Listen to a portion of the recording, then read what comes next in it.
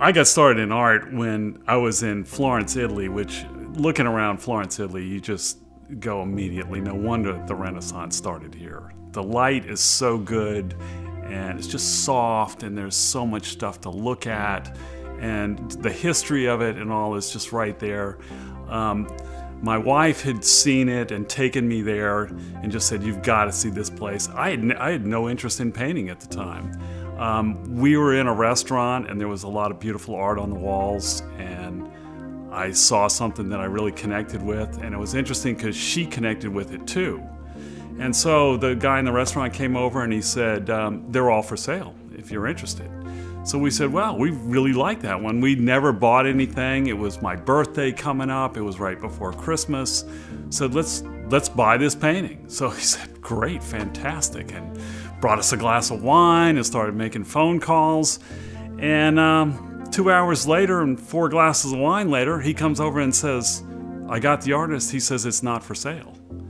And we were just disappointed. But he said, "The other stuff is," and we were like, "Well, that's the one we wanted." So we left, but on the way out the door, I said, "Let's take a look at that thing." And I looked at it and I said, "I'll go back and paint it for you."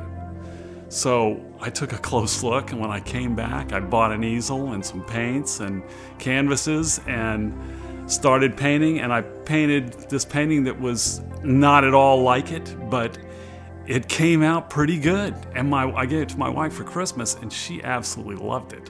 So that's really how I got started. And then shortly thereafter, it was all serendipity because a person rented a house next door, and he was a painter, longtime painter. His name is Peter Rolfe. And he came over and said, "I heard that you were painting." He said, "I've been painting a long, long time." He said, "I'm gonna make your life easy." And he started saying, "I start with these 3 colors. This is where I buy my materials. This is how I stretch my canvas. This is how I set up my easel. Let's go outside and paint." I was introduced to plein air painting, painting outside on location, which is really difficult. You really need someone to train you. He was very patient, just willing to share everything he wanted to share. And I didn't find out until much later that he's touted as one of the best impressionists in the country. And he just came along and just was helping me out.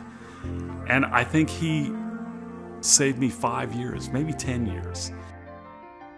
I'm not a real finicky painter. I like to have a painterly look about it. And that comes naturally when you paint on the scene. You just don't have lots and lots of reference materials to go back to and lots of time. You have to go out, you have to decide what you're gonna paint, you have to make a decision, and then you have to do it. I'm never really completely satisfied.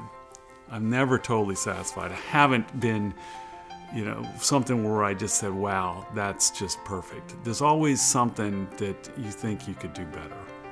And that's really is a lot of the drive, is that you are always striving to get the color just a little better, or the edge just a little better, or you paint something that's really fantastic, but you just say, "Well, I should have made it bigger," or something like that. So that keeps me painting. I don't think I'll paint something that I just say, "That's perfect, I'm finished." I don't think that's ever going to happen.